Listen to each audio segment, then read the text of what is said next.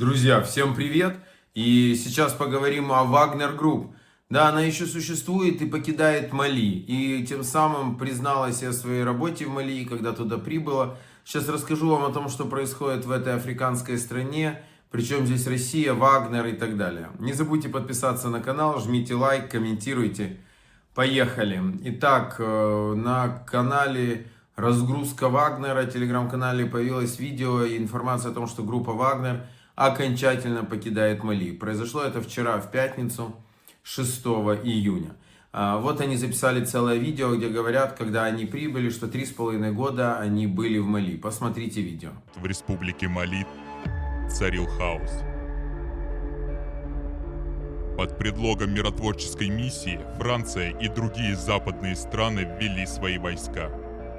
Но они не боролись с терроризмом, а методично грабили национальные богатства страны. Малийцы решили взять ситуацию под свой контроль. Они выгнали западных военных и пригласили ЧВК «Вагнер», самую эффективную частную армию в мире. Мы прибыли в Мали с лучшим вооружением и самыми современными военными технологиями и технически оснащенную армию. Народ и власти Мали благодарны ЧВК «Вагнер» за работу. Мы выполнили свою задачу. И мы возвращаемся домой. Ну, в общем, все то, о чем тогда говорили, и что, как обычно, все отрицали. Лавров тогда рассказывал, что группа Вагнер не имеет никакого отношения к России. Вообще в России частные военные компании запрещены. И прочее, прочее. Но потом, вы помните, Путин рассказывал, сколько денег они выделяли на ЧВК Вагнер. То есть, как обычно, одно сплошное вранье. Тогда фактически Россия через Wagner Group взяла под контроль это западноафриканское государство. Напомню историю. В 2021 году произошел переворот в Мали, к власти пришла хунта, которая выгнала французских военных оттуда и вместо них пригласила группу Вагнера. Ну, в общем, Россию пригласила, а Россия туда зашла в Wagner Group, удобно, как бы вроде не они, а на самом деле они. Начали грабить, вы видели в ролике, золото. Действительно, в Мали золото есть и не только. Все это начало активно осваиваться Пригожиным, ФСБ, ну и Путиным, понятное дело. В Мали фактически идет гражданская война между правительством, ну, этой хунтой и повстанцами-туарегами, которые проживают на севере страны, в части, которая уже вот фактически пустыня, часть пустыни Сахара. Туареги хотят создать свое, да-да, туареги, отсюда название Volkswagen Touareg автомобиля. Они хотят создать свое государство. Азават — это такие очень кочевники, очень интересные, очень интересным образом жизни и со своими очень такими интересными традициями.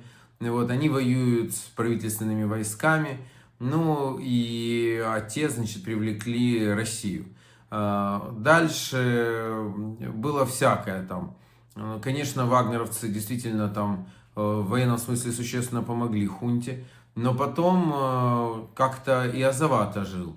Причем есть данные, об этом активно рассказывает Раша, что Азаваду помогал ГУР и Украина. В частности, в июле прошлого года произошло столкновение, во время которого туареги уничтожили целую группировку правительственных войск и вагнеровцев. Тогда это, я делал об этом видео, ссылку оставлю в описании. Ну вот оттуда фотографии. Все не могу выложить, YouTube заблокирует. Все не могу выложить, YouTube заблокирует. Я их выкладывал у себя на телеграм-канале. Кстати, кто еще не подписан, подпишитесь.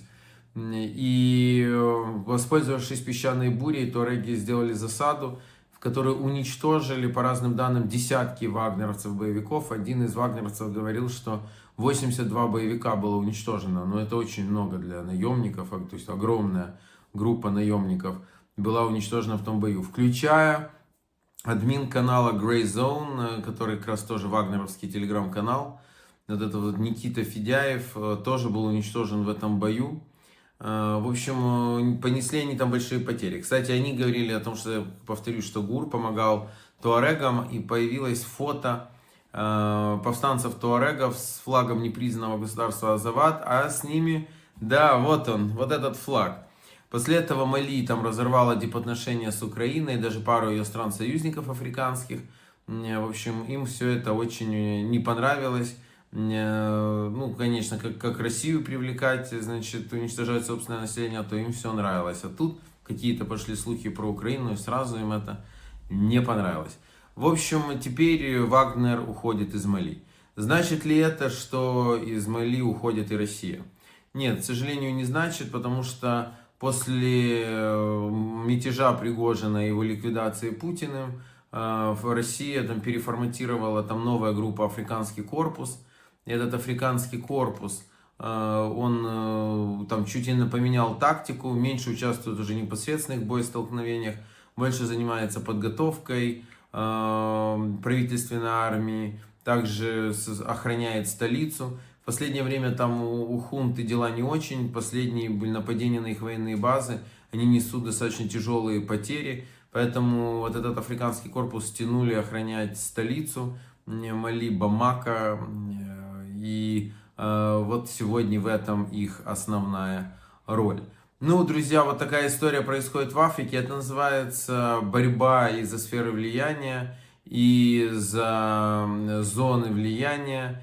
И на самом деле это то, на что мы должны очень внимательно смотреть. После окончания боевых действий в Украине надо будет формировать частные военные компании. У нас будет большое количество людей с боевым опытом, не все из которых захотят возвращаться к мирной жизни. И вообще, если это правильно, и это может быть и вызовом, но это может быть и огромной возможностью. Если этим правильно распорядиться, то это может стать значительной частью силы геополитической Украины, когда к Украине будут обращаться разные страны, правительства за помощью, за боевым опытом.